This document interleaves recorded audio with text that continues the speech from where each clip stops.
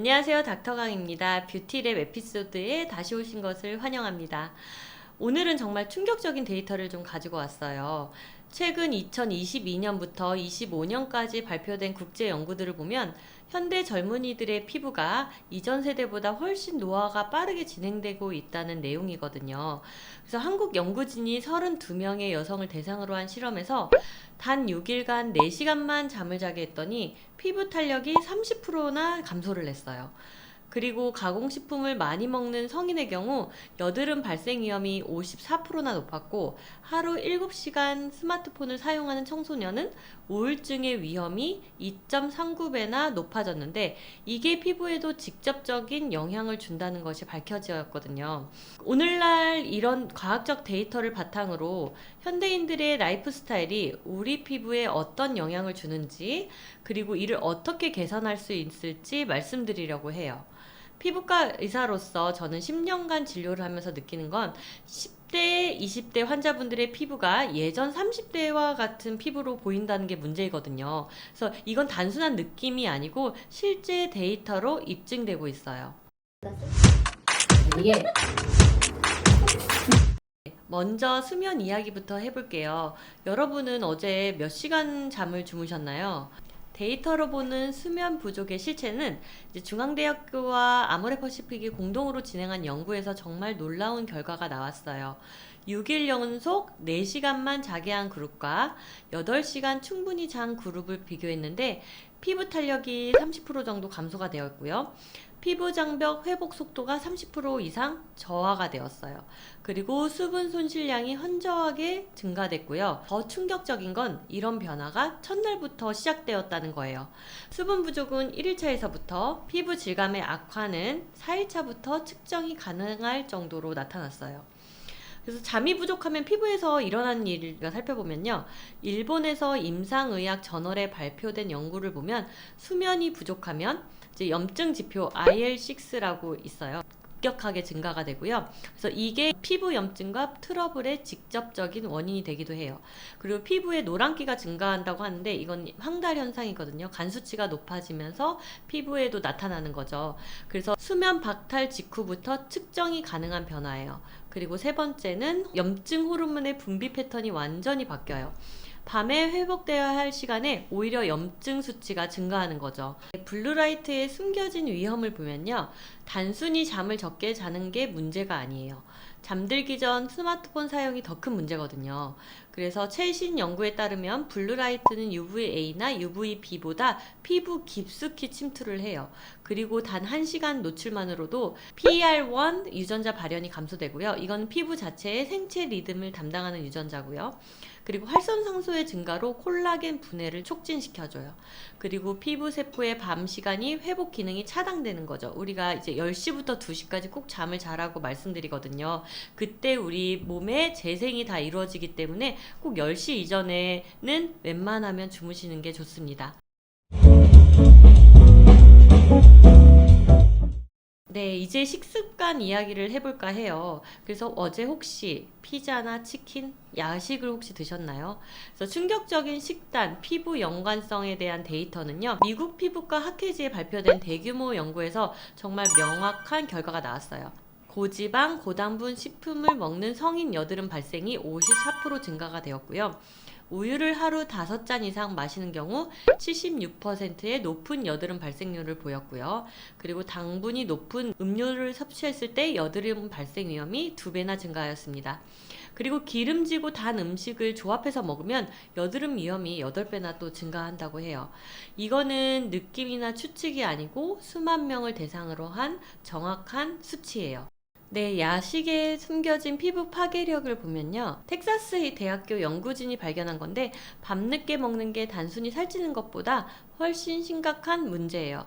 이제 우리 몸에는 XPA라는 DNA 복구 효소가 있어요. 그래서 이 효소가 어떻게 작동을 하는지 알려드릴게요. 정상적인 상황에서는 대부분 오후 7시 정도에 저녁 식사를 하는데요. 낮 12시에 자외선이 가장 강할 때 저희들이 이제 피부 DNA 손상을 입고요. 이제 저녁 7시에 저녁 식사를 완료하고 나면은 밤 10시쯤 XPA라는 효소가 활성화되기 시작합니다. 밤 12시부터 새벽 2시 사이에 XPA라는 효소가 최고로 활성화가 되고 이제 낮에 그 결과 받은 자외선 손상이 완전히 복구가 되는 거죠. 그래서 이렇게 되면 다음날 아침 8시에 기상 뒤에 깨끗하게 복구된 상태로 새로운 아침을 시작할 수가 있어요. 10시에서 12시 사이에 대부분 야식을 좀 드시거든요. 그래서 밤 12시쯤 야식을 먹게 되는 경우 5시간 정도 지연이 되는 거예요. 그럼 새벽 2시에 겨우 잠이 들기 시작하겠죠. 그러면 새벽 5시부터 아침 7시 정도가 되어서야 XPA라는 효소가 뒤늦게 활성화가 돼요. 그래서 5.69시간 정도 지연이 되는 거거든요. 그러면 아침 8시가 되면 전날 자외선 손상이 아직 복구 중인데 또 햇빛에 우리가 노출이 되는 상황이 되는 거예요. 그래서 결과적으로 무슨 일이 일어나게 되냐면 정상적으로는 손상이 되고 완전히 복구가 되고 깨끗한 사이클로 되게 된다면 야식을 먹게 되면 손상이 되고 불완전 복구가 되면서 또 새로운 손상을 입으면서 이제 불완전하게 이제 손상이 계속 누적이 되는 거죠. 그래서 피부 노화가 가속되게 됩니다. 이걸 쉽게 비유하자면 우리가 청소부가 이제 밤 10시에 와서 집을 깨끗하게 8시까지 치우고 가는데 야식을 먹게 되는 상황에서는 청소부가 새벽 5시에 오게 되는 거예요. 그래서 충분하게 청소를 하지 못한 상태에서 우리가 또 다시 일상생활을 하게 되면서 집이 점점 더 더러워지는 거죠. 이게 누적되면서 피부 노화가 급속도로 진행되고 또 피부암도 증가가 되는 거예요. 그래서 한국인들의 특별한 문제점이 있어요. 한국인들이 가장 큰 문제는 전 세계적으로 배달 음식이 가장 잘 발달된 나라라는 거예요. 가장 큰 단점으로는 야식을 너무 즐겨 먹게 된다는 거죠. 근데 이게 피부에는 정말 치명적이에요. 가공식품의 경우 높은 나트륨이 있거든요. 그렇기 때문에 부종과 염증을 또 유발할 수 있고요. 트랜스 지방이 굉장히 많기 때문에 피부 장벽이 기능이 저하가 되고요. 그리고 인공 첨가물을 또 넣기 때문에 알레르기 반응과 민감성이 또 증가한다는 것이거든요. 그래서 물과 피부 건강의 과학적인 관계를 살펴보면요. 이제 한국의 연구기관에서 흥미로운 실험을 했어요. 하루에 1리터 이상 물을 마시는 그룹과 이제 그렇지 않은 그룹을 4주간 비교를 했는데 물을 충분히 마신 그룹에서 통계적으로 유의미한 개선 효과를 보게 되었어요. 그래서 팔뚝의 수분도가 개선되었고요. 손등의 수분도도 개선되었고요. 정강이 수분도도 개선되었다는 거예요. 하지만 흥미로운 건 이렇게 그냥 물만 마실 때와 보습 효과를 같이 줬을 때 효과가 훨씬 더 컸다는 거거든요. 그래서 한국인들의 심각한 수분 부족 실태 2020년 한국인 영양소 섭취 기준에 따르면 남성 같은 경우는 19살에서 29세까지는 2600ml, 그리고 30세부터 49세까지는 2500ml, 50세부터 64세까지는 2200ml를 섭취해야 되고요. 여성 같은 경우는 19세에서부터 29세까지 2100ml, 30세에서 49세까지 2000ml, 그리고 50세부터 64세까지는 1900ml입니다. 그런데 더 충격적인 건 한국인의 62%가 이 기준을 충족시키지 못하고 있다는 거예요. 평균 섭취량이 하루에 966ml, 이게 거의 물 5컵 정도밖에는 안 마시고 있어요. 저도 사실 밥을 먹을 때 빼고는 물을 자주 마시지 않는 편인데 이번 기회로 물을 자주 마시려고 하거든요. 그래서 여러분들도 같이 자주 좀 많이 드셨으면 좋겠습니다. 비타민 D 부족의 심각성도 있는데요. 전 세계 인구의 50%가 비타민 D 부족 상태예요. 특히 한국처럼 실내 생활이 많은 나라에서는 더 심각한데요. 저 같은 경우도 비타민 B 결핍이 나왔거든요. 이게 수치를 잡았을 때. 그래서 비타민 D가 부족하면 피부 장벽 기능이 저하가 되고 염증 반응이 또 증가가 되고 상처 치유 속도가 또 감소가 됩니다. 이제 실용적인 식단 개선법으로는 야식 금지. 사실 밤 8시 이후에는 물 위에는 아무것도 드시지 않는 게 좋고요. 이제 우리가 사실 사회생활을 하다 보면 회식이 있을 수도 있고 다른 사람 만날 일이 있는데 일주일에 사실 2번 이상은 이렇게 밤늦게 먹는 거를 안 해주시는 게 좋을 것 같고요. 가공식품 줄이기 주 3회 이하로 제한하세요. 그리고 충분한 수분 섭취 하루에 1.5리터 이상, 그리고 조금씩 좀 자주 드시는 게 좋고요. 한 번에 1리터 이상 이렇게 마시게 되면 전해질 불균형으로 인해서 심각한 위험을 초래할 수 있기 때문에 조금씩 자주 드시는 게 좋아요. 사실 식사도 마찬가지거든요. 한 번에 많이 먹기보다는 조금씩 자주 드시는 게 더 우리 몸에 건강에 더 좋고요. 그래서 햇빛 노출 같은 경우는 주 3회, 그리고 15분씩 직접 햇빛에 노출하시는 게 좋습니다.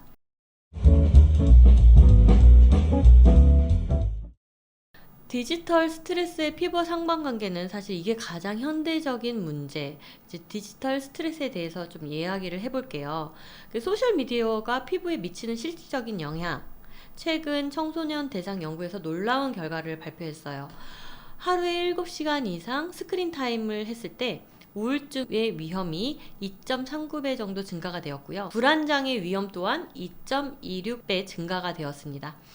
그래서 이게 왜 피부와 관련이 있을까? 스트레스가 피부를 파괴하는 과학적 메커니즘을 살펴보게 되면 한국과 일본의 공동 연구에서 의료진들의 타액을 분석을 했는데 업무 스트레스가 높을수록 염증 지표 IL-18이 55% 증가가 되었고요. 또 IL-1 베타가 36% 증가가 되었고, 그리고 피부 장벽 기능이 현저하게 저하가 되었다는 것을 살펴볼 수 있었습니다. 구체적으로는 11 베타 HSD1이라는 효소가 활성화가 되면서 스트레스 호르몬인 코르티솔이 피부에서 과도하게 생성이 돼요. 그래서 이게 피부 장벽을 직접적으로 파괴하는 거거든요. 그래서 한국 젊은이들의 특별한 스트레스 패턴을 보면요, 한국은 전 세계적으로 스마트폰 사용 시간이 가장 긴 나라예요. 특히 평균 스크린 타임이 9.5시간, 전 세계 평균 한 7시간 정도 되거든요. 그리고 소셜 미디어에서 받는 외모 비교 스트레스, 우리는 남과 너무 많이 비교를 하면서 살고 있죠. 그리고 24시간 연결 상태로 인한 만성 피로도. 그래서 저 같은 경우도 사실 잠자다가 중간중간에 스마트폰을 확인하는 경우도 있고요. 이런 거를 조금 잠 잘 때는 아예 스마트폰을 꺼놓는 것도 방법인 것 같아요. 그리고 실험실에서 확인된 스트레스와 피부 상관관계를 보면은 폐쇄된 환경에서 디지털 스트레스가 주는 실험을 했는데 4일차부터 피부 손실량이 급증했고요. 그리고 1일차부터 피지 분비량이 증가가 됐고요. 스트레스 호르몬인 코르티솔 수치가 피부 상태와 정확하게 반비례한다는 것을 알 수 있었습니다. 구체적인 디지털 디톡스 방법으로는요, 스크린 타임을 체크하세요. 그러니까 하루에 사용량을 정확하게 측정하고 이제 단계적으로 감소시킬 수 있거든요. 주 3시간씩 감소시키는 것이 좋고요. 이제 대체 활동으로는 스마트폰 대신 책 읽기, 그리고 산책, 운동, 그리고 디지털 선셋으로는 저녁 9시 이후 모든 기기를 끄는 것도 한 방법일 수 있겠습니다. 마지막으로 환경적인 요인에 대해서 이야기를 해볼게요. 대기오염이 피부에 미치는 정량적인 영향은요, 베이징과 서울에서 진행된 연구 결과가 정말 좀 충격적인데요. 야외에서 장시간 활동한 작업자의 피부 표면을 분석한 결과 초미세먼지 PM2.5가 제곱센티미터당 0.621에서 2.53 마이크로그램 수준으로 피부에 직접적으로 침착이 된 것을 확인할 수 있었습니다. 그리고 미세먼지 PM10이 피부가 노출된 지 24시간 지난 시점에서 피부 세포 안으로 총 1977개의 유전자에서 발현된 수준 활동량이 달라진 것을 확인할 수 있었고요. 대기 중 오존 농도가 0.08 ppm 수준일 때 피부가 이에 노출되면서 산화 스트레스로 인해 항산화 물질인 비타민 E의 농도가 2.3배나 감소가 됐다는 것을 확인할 수 있었습니다. 이건 단순히 공기가 나쁘다 수준이 아니고 피부 세포의 DNA에도 영향을 줄 수 있다는 것을 확인할 수 있었는데요. 실내 환경에 숨겨진 위험으로 보면은 코로나 이후 실내 환경이 늘어나면서 새로운 문제들이 생겨났어요. 비타민 D 부족. 전 세계 인구의 50% 정도가 이제 겪고 있는 문제고요. 운동 부족으로 인한 순환 장애, 그리고 실내 공기질 저하, 그래서 미세먼지나 화학적 이제 위험에 노출될 수 있다는 거고요. 운동이 피부에 미치는 놀라운 효과도 있어요. 이제 좋은 소식도 있는데요. 운동이 피부 개선의 효과가 과학적으로 입증이 되었거든요. 그래서 고강도의 인터벌 트레이닝 효과가 있는데 텔로미어 길이가 15% 증가. 텔로미어는 세포 노화의 지표인데요. 그래서 텔로머라즈의 활성도가 2배에서 3배 정도 증가, 피부 혈액순환이 8배 정도 개선, 그리고 혈관 확장 능력이 1.5배 정도 향상이 되었다는 것을 확인할 수 있었습니다.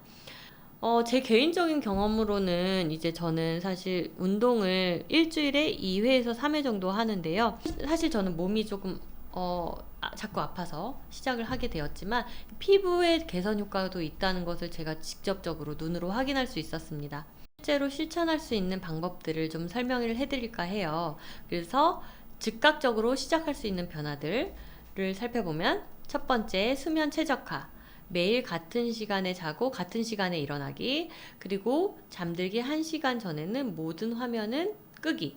침실 온도를 최적의 온도로 조절하는 것이 좋습니다. 그리고 식습관을 개선하실 수 있는데요. 이제 저녁 8시 이후 금식, 그리고 하루에 1.5리터 이상 물 마시기, 그리고 가공식품은 주 3회 이하로 제한하기, 그리고 세 번째로는 디지털 디톡스가 있습니다. 스크린 타임을 하루에 6시간 이하로 제한하고, 그리고 주말 3시간 완전히 디지털 프리타임을 가지시는 것도 추천을 드리고요. 그리고 소셜 미디어 사용 시간을 좀 체크해 주시는 것도 좋을 것 같습니다. 네 번째로는 운동과 환경 관리, 주 3회 이상, 그리고 20분 정도의 고강도 운동, 그리고 주 3회 15분간 햇빛 쬐기, 그리고 실내 공기 정화기 사용을 추천드릴 수 있습니다.